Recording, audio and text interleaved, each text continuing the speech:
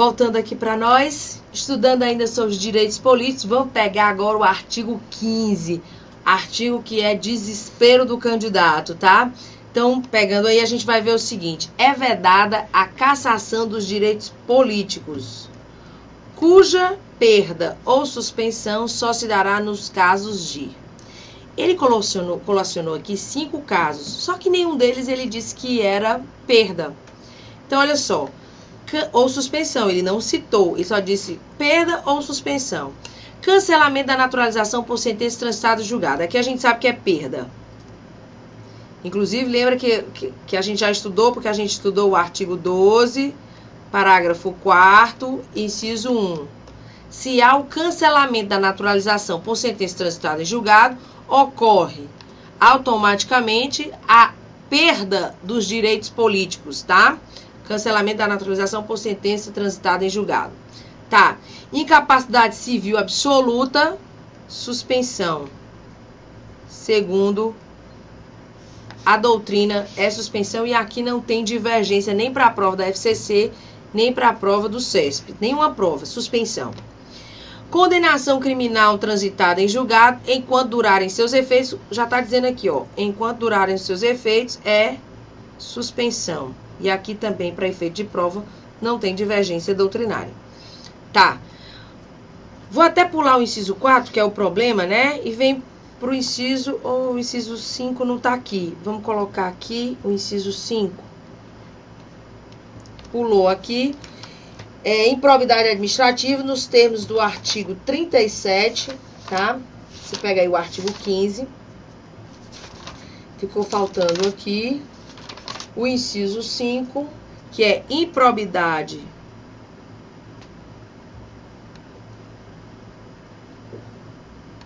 administrativa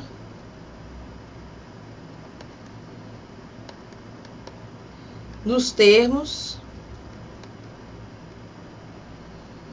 do artigo 37, parágrafo 4º. E aqui é interessante, porque lá no próprio artigo 37, parágrafo 4º, diz que é suspensão a improbidade. Então, também é caso de suspensão, tá? Caso de improbidade administrativa, como reza o inciso 5 do artigo 15.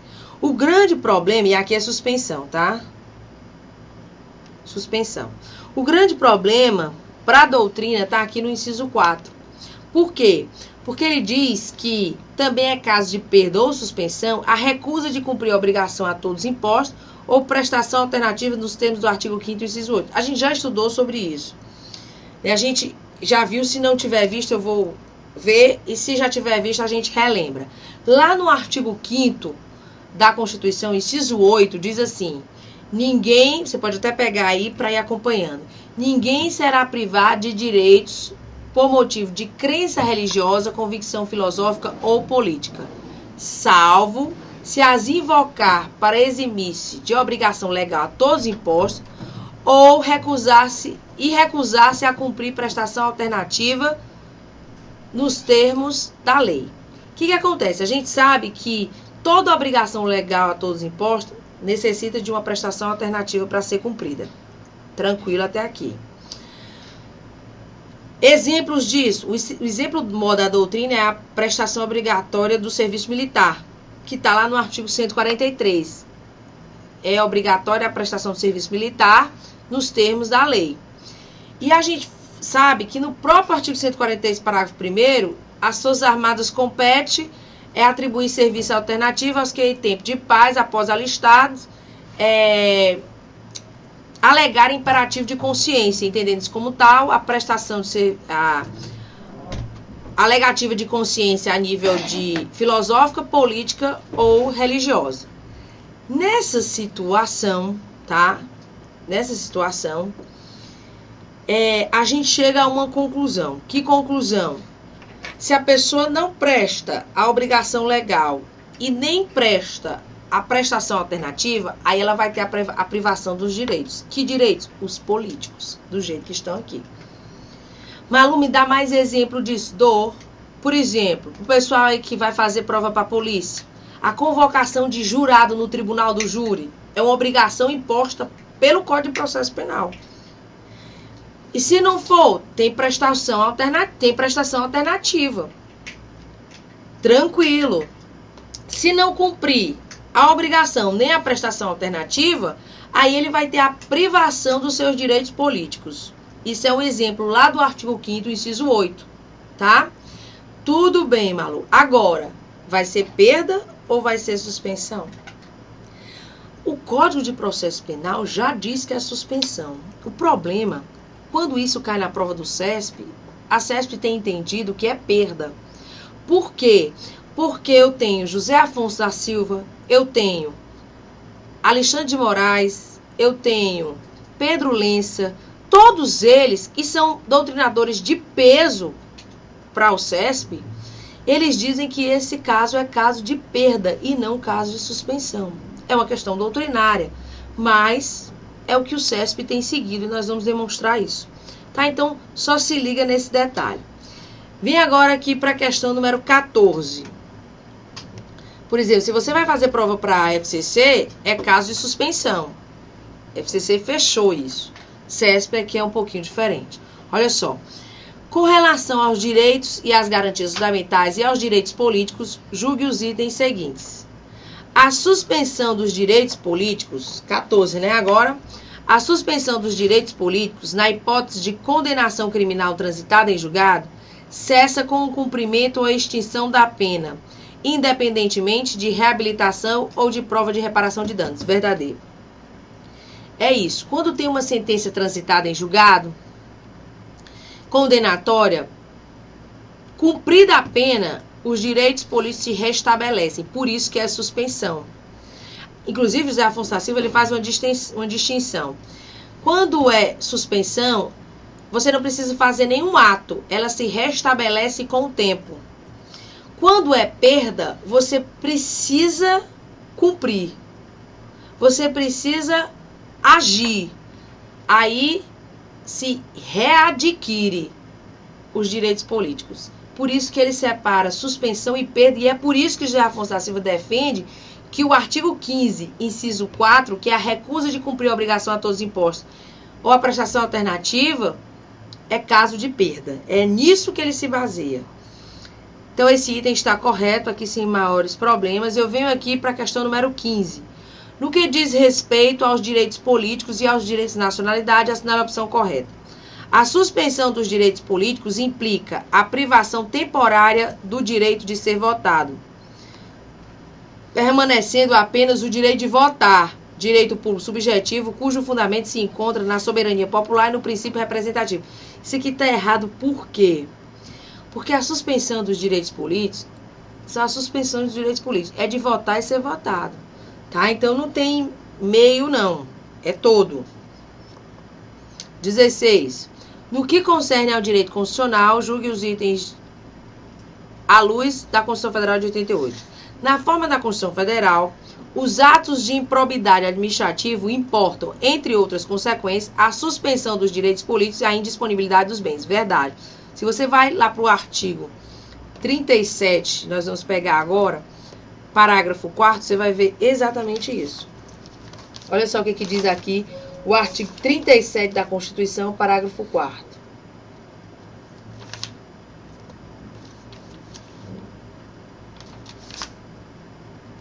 Os atos de improbidade administrativa importarão a suspensão dos direitos políticos, a perda da função pública, a indisponibilidade dos bens e o ressarcimento ao erário, na forma e gradação previstas em lei, sem prejuízo da ação penal cabível. Tá? Então, entre outras, né, consequências, o item está corretíssimo. Venho agora para a questão 17. Malu, a questão de juiz. Não tem problema, a gente resolve do mesmo jeito.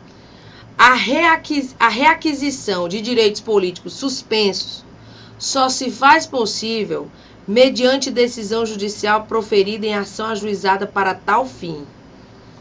Não. A reaquisição de direitos políticos suspensos só se faz possível mediante decisão judicial proferida em ação ajuizada. Falso, errado. A gente viu que no caso de condenação criminal, transitada em julgado, enquanto durarem seus efeitos, ou seja, quando você cumprir a pena, simplesmente eles automaticamente se restabelecem, tá? Então, errado o item. Próximo item. Apesar de a prestação do serviço militar ser obrigatória, olha aqui o detalhe. A recusa em cumpri-la é admitida sob a alegação do direito de escusa de consciência, cabendo, nesse caso, às Forças Armadas atribuir àquele que exercer esse direito serviço alternativo em tempo de paz, cuja recusa enseja como sanção a declaração da perda dos direitos políticos. A CESP se posicionando aqui considerou o item correto. Então, para o CESP, e essa questão é questão de 2011, ele entendeu como perda.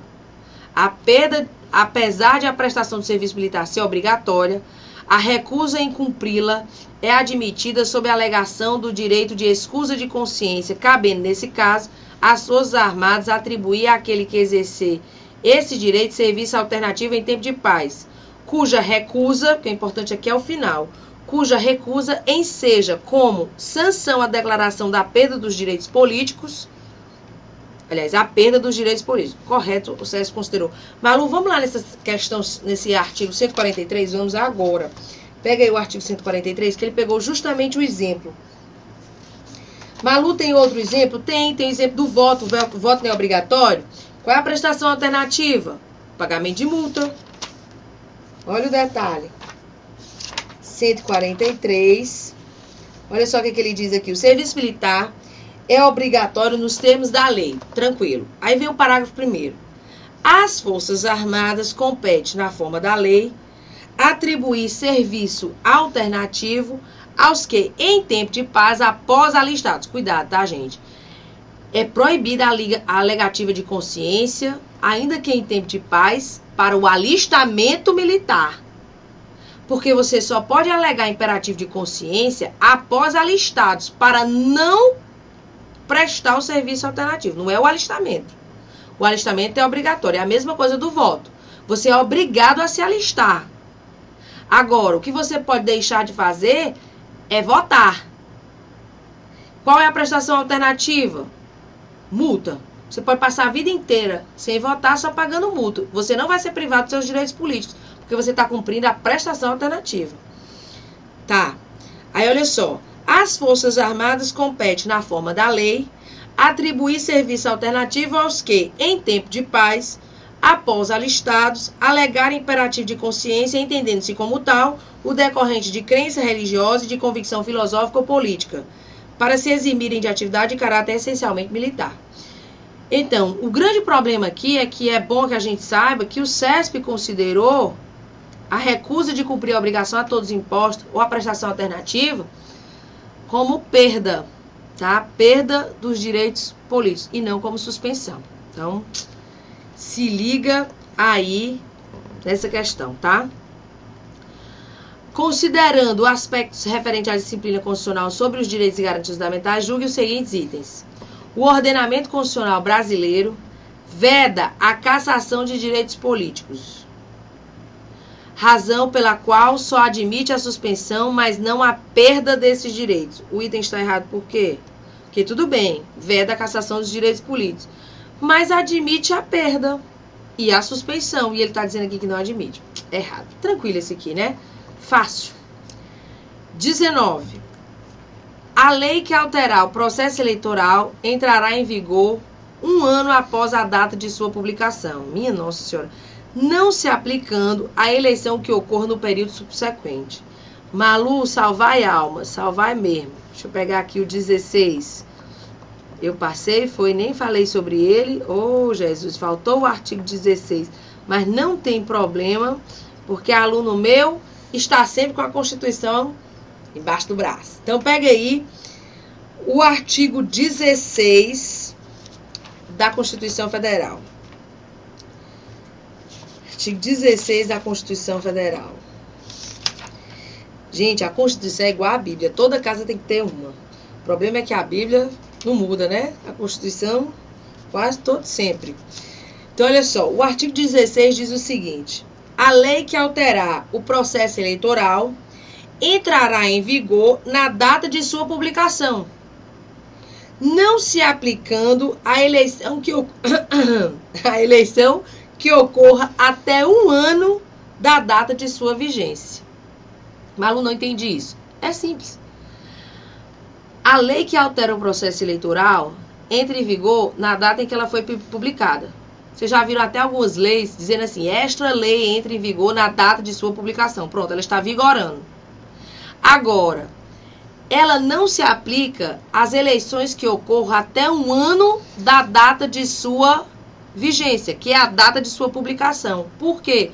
Porque geralmente, quando ocorre uma mudança no processo eleitoral, a Justiça Eleitoral precisa se preparar para essa mudança. Então, a Constituição, o Constituinte deu aí 1 ano para que a Justiça Eleitoral pudesse se preparar para essa mudança. Tá. O que está errado aqui no item 19? Está errado.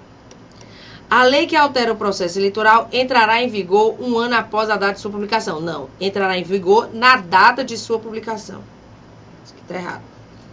Não se aplicando à eleição que ocorra até 1 ano da data de sua vigência. Então, 2 erros aí, você não precisava nem pensar muito. Vem aqui para a questão número 20. Olha só. A lei que alterar o processo eleitoral entrará em vigor na data de sua publicação, não se aplicando à eleição que se realize até 1 ano antes da data de sua vigência. Estranho, né? A lei que alterar o processo eleitoral entrará em vigor na data de sua publicação. Verdadeiro. Não se aplicando à eleição que se realize até 1 ano antes da data de sua vigência. Não se aplicando à eleição que se realize.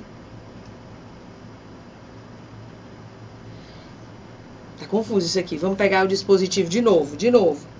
A eleição que alterar o processo eleitoral entrará em vigor na data de sua publicação, certo? Não se aplicando à eleição que ocorra até 1 ano da data de sua vigência. Ai, minha gente, que maldade. Até 1 ano antes da data de sua vigência, a vigência é no dia da publicação. Minha gente do céu. Por isso que eu digo, quando a pessoa lê que ela tem alguma coisa desconforme, ela já tem que dar uma lida de novo, para ver exatamente. Aí pensar no dispositivo. Ó, a lei que altera o processo eleitoral entrará em vigor na data de sua publicação, tá certíssimo. O problema é a segunda parte. Não se aplicando à eleição que se realize até 1 ano da data de sua vigência. Ou até 1 ano após a data da sua vigência. Aqui até 1 ano antes da data, ou seja, ela não se aplica às eleições antes de ter sido publicada. Errado o item. Muito bem feito, meu pai. Bato palma, viu? Porque essa daqui dá para pegar até a Alba que estava fazendo a prova, né? Questão 21 agora. Vamos lá, questão 21. Assinale a opção correta quanto aos direitos políticos e à cidadania. Entre as hipóteses de suspensão dos direitos políticos previstas na Constituição Federal está a prática de improbidade administrativa. Pronto. Verdadeiro. Entre as hipóteses de suspensão dos direitos políticos previstas na Constituição Federal está a prática de improbidade administrativa. Está lá. Artigo 14. Aliás, 15. Inciso 5. Tranquilo. Mas vamos ver os outros, né? Os conscritos, durante o período do serviço militar obrigatório, não podem alistar-se como eleitores, salvo mediante prévia autorização do superior hierárquico. Não tem esse salvo aqui. Os conscritos, artigo 14, parágrafo 2º, não podem alistar-se como eleitores. Errado o item. Indivíduos analfabetos não possuem direito ao voto. Possuem, só que é facultativo. Artigo 14, parágrafo 1º, inciso 2, a linha A de avião. Tá? Tá errado aqui, é o não, né? Possuem direito ao voto. A lei que alterar o processo eleitoral entrará em vigor 1 ano após a data de sua publicação. Falso. entrará em vigor na data de sua publicação, não se aplicando à eleição que ocorra no período subsequente, até 1 ano da data de sua vigência. Então tá errado também. É o último item? Não. Aí eu venho para partidos políticos. Tranquilo esse dispositivo, vou até citar os dois dispositivos que mais caem em prova. Aqui no artigo 17 é muito simples, é só ler. É livre a criação, fusão, incorporação e extinção de partidos políticos. Até porque partido político é pessoa jurídica de direito privado. Resguardados a soberania nacional, o regime democrático e o pluripartidarismo, os direitos fundamentais da pessoa humana e observados os seguintes preceitos. Primeiro, tem que ter caráter nacional. Proibição de recebimento de recursos financeiros de entidade ou governo estrangeiro ou de subordinação a estes, lógico. Prestação de contas à justiça eleitoral, lógico também. Funcionamento parlamentar de acordo com a lei. Tranquilo. O parágrafo 1º, ele tem uma peculiaridade, por quê? Porque o parágrafo 1º, gente, ele mudou com a emenda 52. Eu vou até dizer, olha só, alterado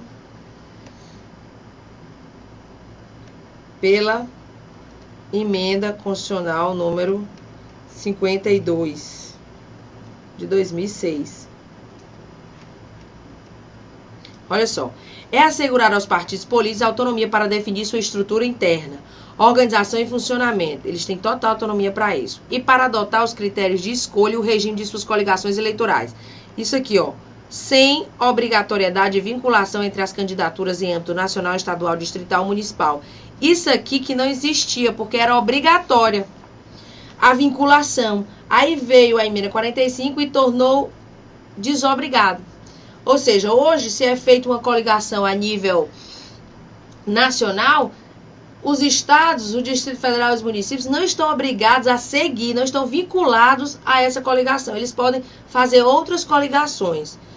Resultado, isso aqui foi, essa emenda foi conhecida como a emenda da quebra da verticalização, tá?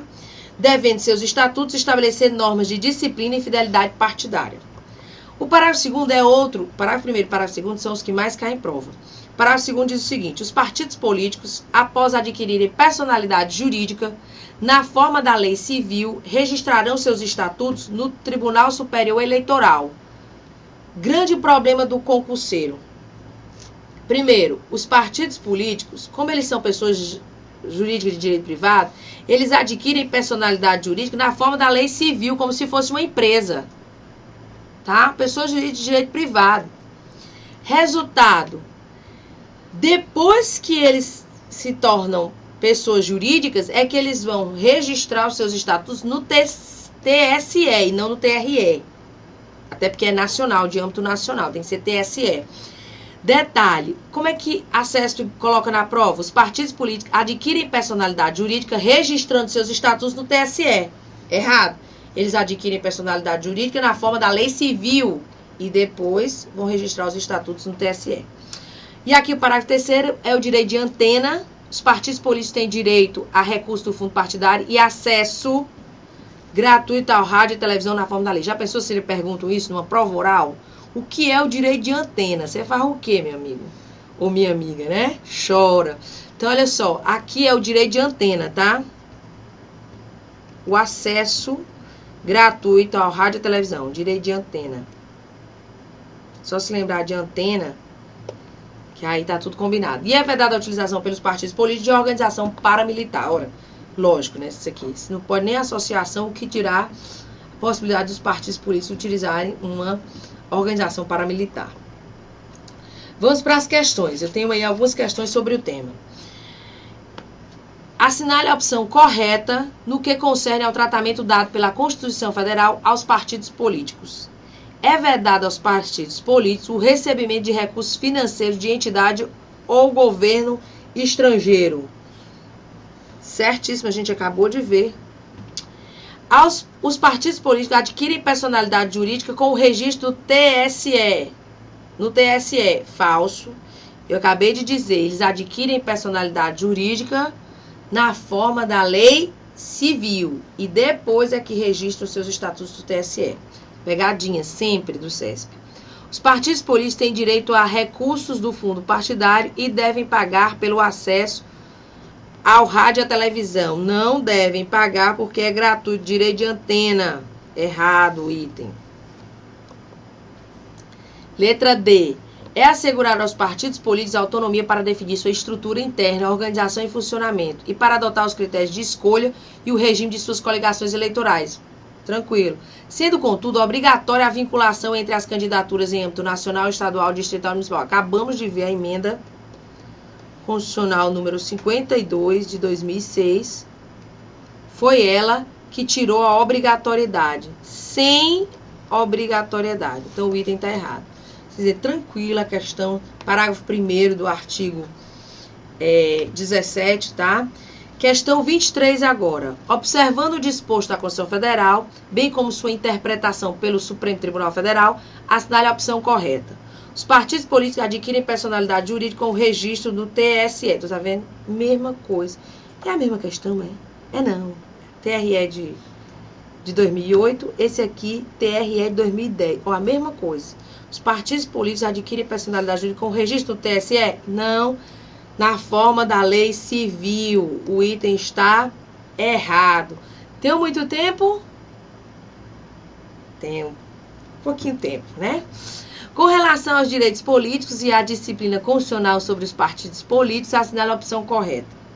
No Brasil, o alistamento eleitoral consiste em procedimento administrativo que depende de iniciativa da autoridade judicial eleitoral, a qual realiza a inscrição de ofício. Aff, Maria, a pessoa é obrigada. Visando a verificação do cumprimento dos requisitos constitucionais e das condições legais necessárias ao exercício dos direitos políticos. O item está errado. Tá? No Brasil, o alistamento eleitoral não é de iniciativa da autoridade judicial, não é uma inscrição de ofício. Errado o item. B. A Constituição Federal proíbe aos militares, enquanto estiverem em serviço ativo, a filiação a partidos políticos, razão pela qual os membros das Forças Armadas não podem ser candidatos a cargo eletivo, salvo se, em qualquer circunstância,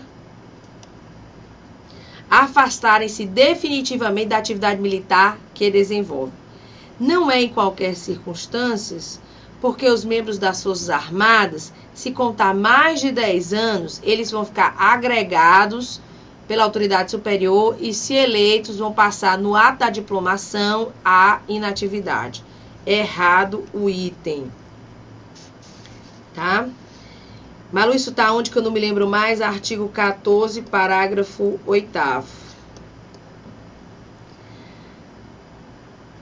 A lei que alterar o processo eleitoral entrará em vigor na data de sua publicação, não se aplicando à eleição que ocorra até 6 meses antes da data de sua vigência. Oh, meu Deus, ele fez a mesma coisa, né? A lei que alterar o processo eleitoral entrará em vigor na data de sua publicação. Verdade. Não se aplicando à eleição que ocorra até 6 meses. Não é. Até 1 ano da data de sua vigência. Errado o item. E não é antes, né? Se antes está perseguindo a gente. Item errado. Letra D. Como sujeitos de direitos, os partidos políticos têm legitimidade para atuar em juízo, não podendo, entretanto, ajuizar mandado de segurança coletivo, por lhes faltar a condição de representantes de categoria profissional ou econômica. A gente viu, quando estava estudando os direitos e deveres individuais e coletivos, que os partidos políticos têm legitimidade para pleitear em juízo, inclusive através de mandado de segurança coletivo. Malu, está onde que eu não me lembro mais? Está no artigo 5º, inciso 70. Olha só. Vou até pegar aqui para a gente ver, se pode pegar aí. Olha só o que ele diz aqui. Inciso 70.